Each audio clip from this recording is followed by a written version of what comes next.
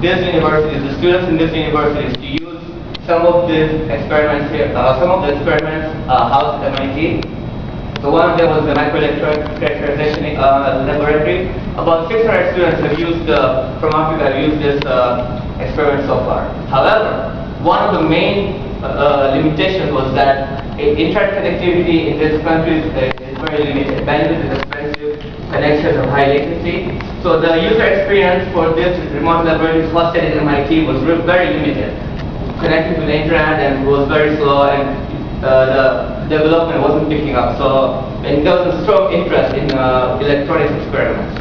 So what we decided was we need a piece of equipment that can be hosted locally at the universities on their campus, so that they can run the experiments using their high-speed lab.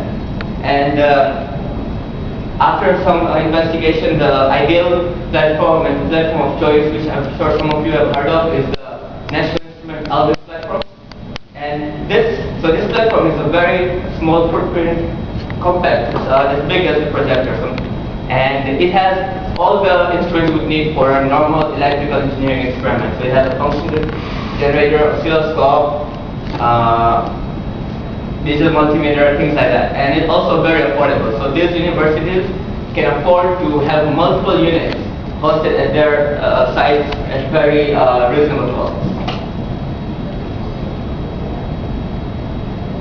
So MIT started developing the iLabs iLab.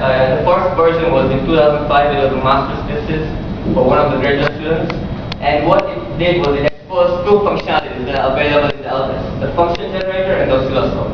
And you can see this is the client that the students would see. And you have the function generator, so a student can click on it, specify the parameters that he wants to use.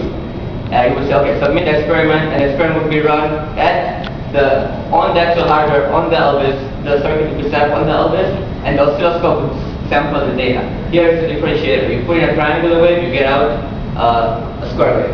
So this served as a proof of concept that yes, the iLabs can be integrated into the iLabs framework. After that, there have been many enhancements in the usability and functionalities to the iLabs iLab. The first one, which was very important, was addition of a switching matrix.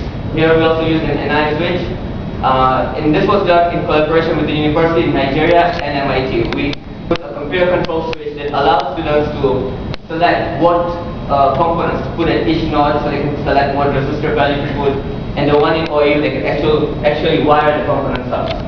After that, we also continued adding more functionalities using all the instruments available in the iLabs. What followed was the frequency domain experiments. So now with the University of Dar es Salaam, we developed the body analyzer and also the arbitrary waveform generator, which allowed students to use user-defined waveform for their experiments. And more recently, the addition with Macquarie University in Kampala was the digital functionality, which can be used to run different digital experiments.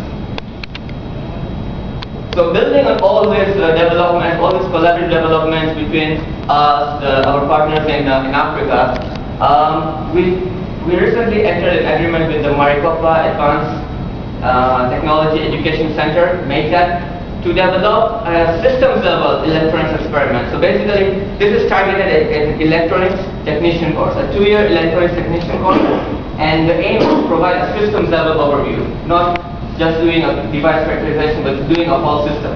This diagram shows an audio filter that takes in an audio wave, and you can look at the outputs at all the different stages, and just use the functionalities that were previously developed.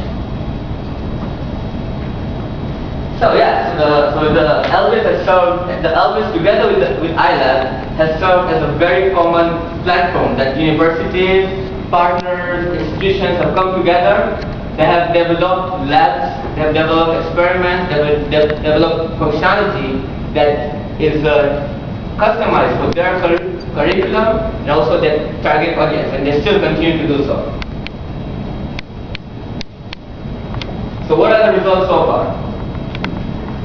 A wide range of experiments have been developed in Tanzania, Uganda, Nigeria, MIT, to using this very, very inexpensive